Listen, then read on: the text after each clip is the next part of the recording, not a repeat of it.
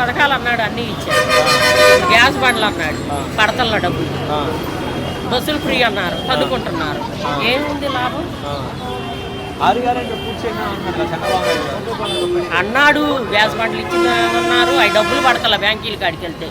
మాకైతే పడలేదు, ఒక్క బండకు కూడా పడలేదు. పడే వాళ్ళకి పడుతున్నాం, మాకైతే పడలేదు.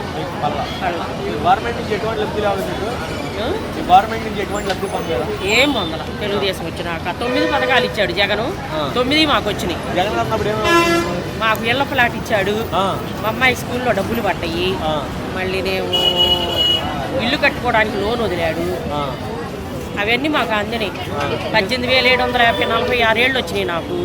18,750 పడ్డాయి. అన్ని పథకాలు ఎలా అయితే చెప్పాడు అలానే వచ్చినాయి. ఇప్పుడు వచ్చి 2 సంవత్సరాలు అవుతుంది, ఏమీ లేదు. 1,500 ఇస్తానన్నారు నెలకి, ఇంతవరకు లేదు.